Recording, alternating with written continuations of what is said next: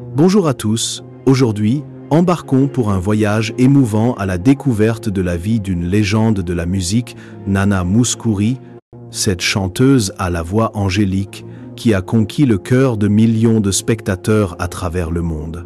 Des mélodies intemporelles comme « Je chante avec toi, liberté » aux histoires dramatiques des coulisses, la vie de Nana est un tableau de gloire, de douleur et de résilience. Préparez-vous à être captivé par le parcours de celle qui a façonné la musique grecque et européenne, et n'oubliez pas de cliquer sur la cloche et de vous abonner à la chaîne pour ne rien manquer de ces histoires inspirantes. Nana Mouskouri, de son vrai nom Ioanna Mouskouri, est née le 13 octobre 1934 à Lakanai, une petite ville de l'île de Crète, en Grèce. Ayant grandi pendant la période tumultueuse de la Seconde Guerre mondiale, Nana a vécu son enfance dans la pauvreté et l'instabilité. Son père, Constantine, travaillait comme projectionniste dans un théâtre local, tandis que sa mère, Alice, était une femme au foyer dévouée, s'occupant de Nana et de sa sœur aînée Eugenia dans une petite maison mal meublée. La guerre a profondément marqué la mémoire de Nana, marquée par de longues nuits passées cachées dans des abris anti-aériens et des journées de disette. Nana a confié un jour que ces années lui ont appris très tôt à apprécier les petites choses, du simple repas au moment de convivialité en famille.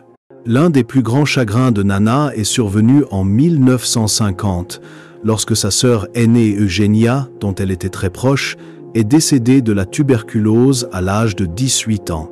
Cette perte fut comme une blessure qui ne cicatrisa jamais, plongeant Nana dans une dépression prolongée.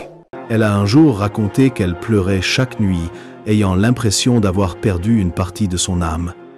Eugenia était non seulement la sœur aînée de Nana, mais aussi son professeur de musique, avec qui elle chantait souvent des chansons folkloriques grecques.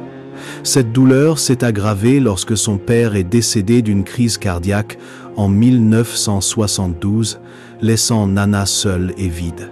Elle a un jour déclaré que la perte de son père avait été un choc qui lui a fait prendre conscience de la fragilité de la vie.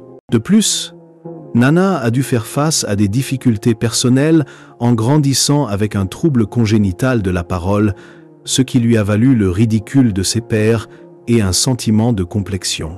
Ces souffrances ont fait de Nana une femme sensible et émotive qui a touché des millions d'auditeurs par sa voix. La carrière de Nana Mouskouri a duré plus de 6 décennies, avec des hauts et des bas brillants qui l'ont laissé en pleurs. Nana a commencé à chanter très jeune, se produisant dans de petits cafés d'Athènes dans les années 1950. Grâce à sa voix claire et à sa sincérité, elle a rapidement attiré l'attention. En 1958, elle a remporté un concours de musique à Athènes, ce qui lui a ouvert les portes d'une carrière professionnelle.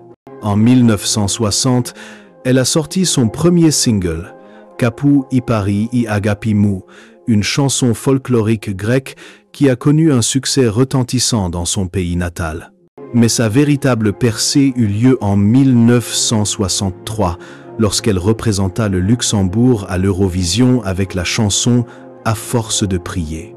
Bien qu'elle ne se classât qu'à la 8e place, cette performance propulsa Nana vers la gloire à travers l'Europe. Les années 1960 et 1970 furent l'âge d'or de Nana. Elle sortit une série d'albums à succès tels que « Le jour » ou « La colombe »,« Over and Over » et « Je chante avec toi, liberté », et des tubes comme La rose blanche d'Athènes et Plaisir d'amour dominèrent les charts en France, en Allemagne, au Royaume-Uni et même au Japon. Nana devint l'une des artistes les plus vendues au monde, avec plus de 300 millions de disques vendus. Elle se produisit dans des salles prestigieuses comme l'Olympia de Paris et le Carnegie Hall de New York, attirant des millions de spectateurs grâce à son style simple et émouvant. Nana était également connue pour sa capacité à chanter en plusieurs langues, dont le grec, le français, l'anglais, l'allemand et le japonais, faisant d'elle une icône mondiale. En plus de la musique, elle s'est également essayée à la politique. En tant que députée au Parlement européen, de 1994 à 1999, représentant la Grèce. Cependant, la carrière de Nana n'a pas toujours été un long fleuve tranquille. À la fin des années 1980, elle a traversé une période difficile lorsque son album Concert for Peace, sorti en 1988, n'a pas rencontré le succès escompté. L'évolution des goûts musicaux, avec l'essor de la pop et de la musique électronique, a fait perdre de leur attrait aux ballades traditionnelles de Nana. Elle a un jour confié qu'il y avait des soirs où elle était assise en studio, en pleurs, car elle avait l'impression de ne plus être à la hauteur. Les pressions de l'industrie musicale, combinées à la responsabilité d'élever ses deux enfants, Nicolas et Hélène, lui donnaient parfois envie d'abandonner. Cependant, Nana a trouvé le moyen de les surmonter en reprenant les concerts, où elle pouvait entrer en contact direct avec son public. L'album Nana Mouskouri in New York, enregistré avec un orchestre de jazz en 2000, a marqué un retour en force, prouvant que sa voix était toujours vivante et bien vivante.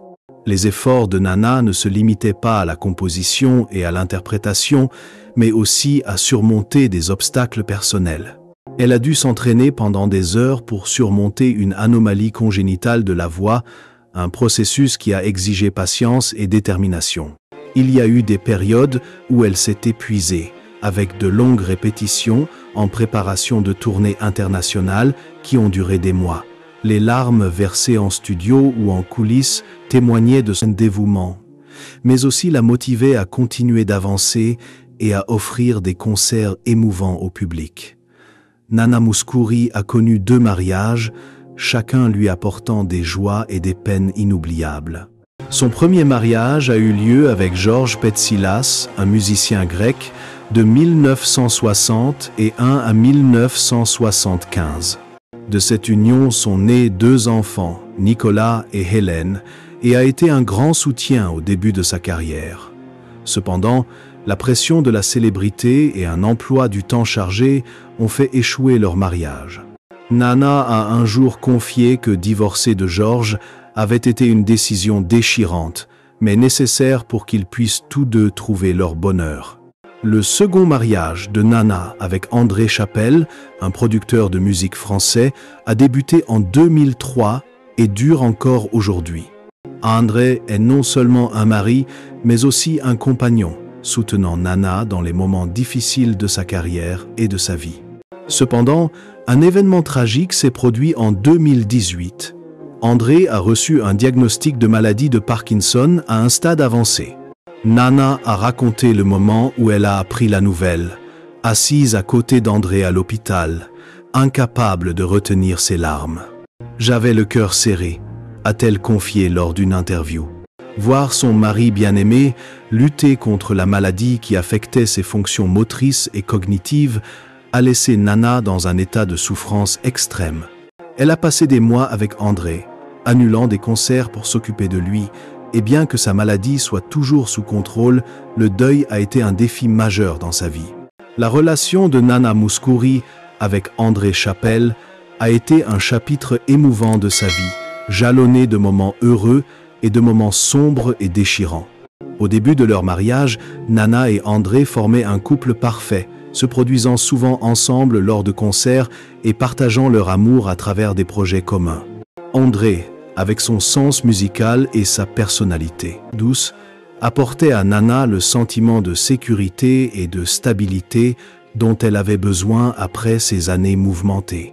Elle confia un jour qu'André était celui qui la comprenait le mieux, non seulement en tant que chanteuse, mais aussi en tant que femme, avec ses rêves et ses peurs. Cependant, leur mariage n'était pas sans ombre. Les pressions liées à la carrière chargée de Nana, avec ses longues tournées mondiales, la séparaient souvent d'André pendant des mois. « Il y avait des moments où j'avais l'impression que nous vivions 2 vies distinctes », confia un jour Nana. André a confié à Nana les difficultés rencontrées dans leur mariage ces dernières années, notamment après avoir reçu un diagnostic de maladie de Parkinson. Il lui a dit un jour « Je t'aime, mais parfois j'aimerais qu'on ait plus de temps pour être juste 2, loin des projecteurs. » Nana en a pleuré, réalisant que son dévouement à la musique lui avait parfois fait manquer des moments précieux avec son mari. Ces tensions, combinées à la pression de s'occuper d'André pendant sa maladie, ont fragilisé leur relation. Nana, cependant, a cherché à renouer avec leur couple en passant plus de temps avec lui, que ce soit en se promenant au parc avec lui ou en organisant des soirées tranquilles à la maison. Elle a confié que c'est dans les moments passés avec André, malgré leurs difficultés, qu'elle se sent le plus proche de lui. Malgré leur mariage difficile, l'amour et le respect entre Nana et André restent une partie intégrante de son histoire. Nana Mouskouri, avec une carrière de plus de 6 décennies, a amassé une fortune considérable, reflet de son succès et de son influence dans l'industrie musicale.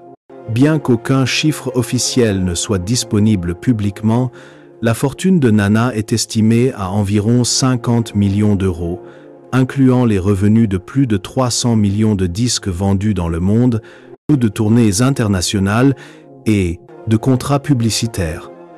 Elle possède une luxueuse villa à Genève, en Suisse, où elle vit avec André depuis quelques années.